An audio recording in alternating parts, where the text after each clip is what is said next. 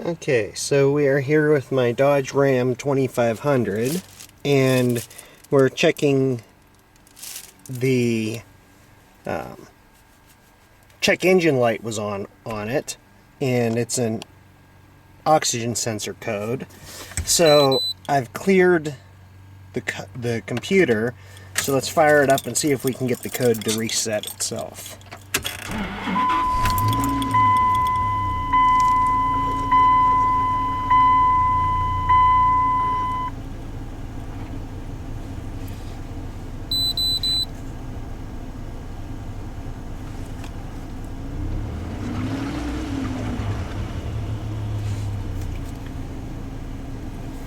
You know, we might have to end up driving it around for a little bit.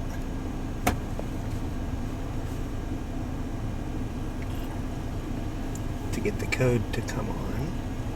So, we'll leave the scanner connected to it, and we'll give it a run around the block and see what we come up with.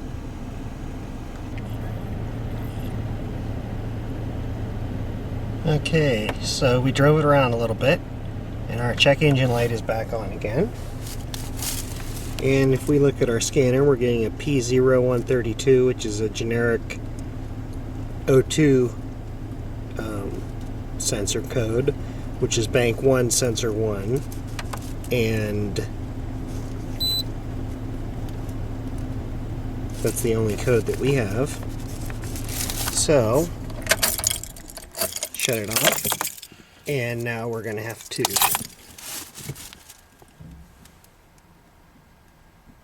see if we can change the O2 sensor. I have a sensor here, and it's fairly easy to access, but the question is, are we going to be able to get it out? So we'll be right back and we'll show you where it is. Alright, so we are under the truck now on the passenger side, and the first sensor 1, or bank 1 sensor 1, should be the driver's side sensor before the catalytic converter, which is this sensor right here. Unfortunately, the drive shaft is a bit in the way, so we're going to see what we can do, if we can even get the thing out. Looks like it's still the original sensor, so that might be a bit difficult, but we'll give it a shot anyway. Alright, so we've got it loose. As we can sort of see here, try to move it a little bit with my left hand. There we go. But in order to get it loose, I had to heat the fitting and heat the pipe, and, well, the sensor itself as well, until it was glowing red hot, and then I got the pipe wrench on it and tapped it and broke it loose.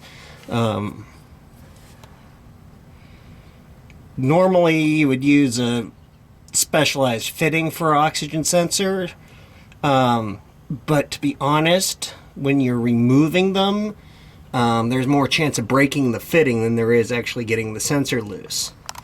Oh, and look, we have a little bit of random cat action here from the neighbor's house.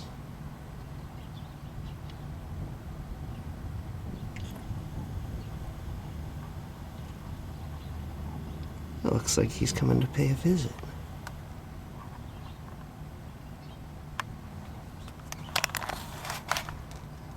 Where'd he go?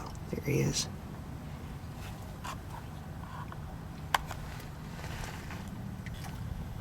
Oh, he's going over that way. Going under the Imperial.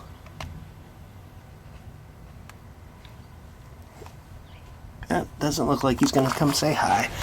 Alright, so anyway, we got the sensor loose. We'll finish getting it out the rest of the way, and then we'll install the new sensor, hook it up, and hope it works.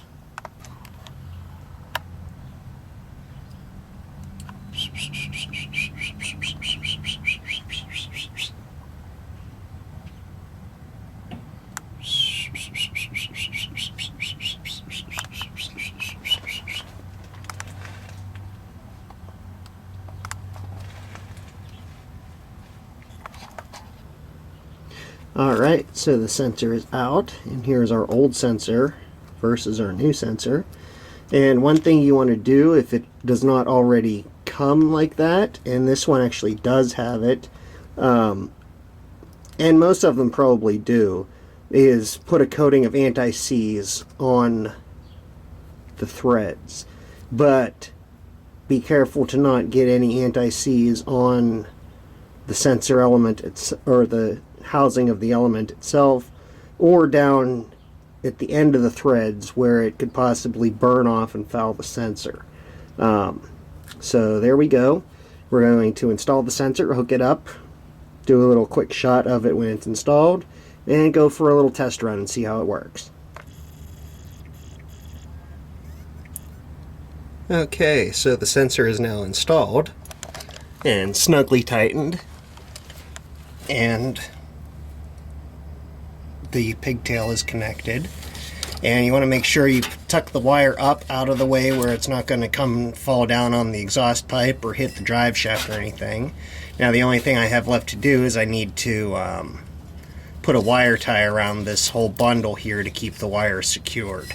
But yeah, let's go start it up, or clear the code first, start it up, give it a quick run, and see how it's working.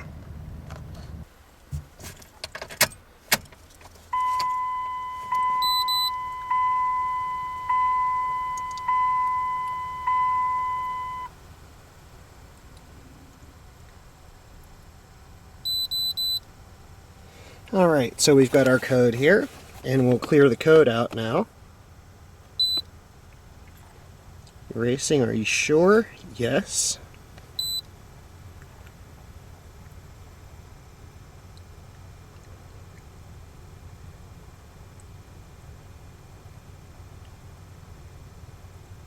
Erase was successful.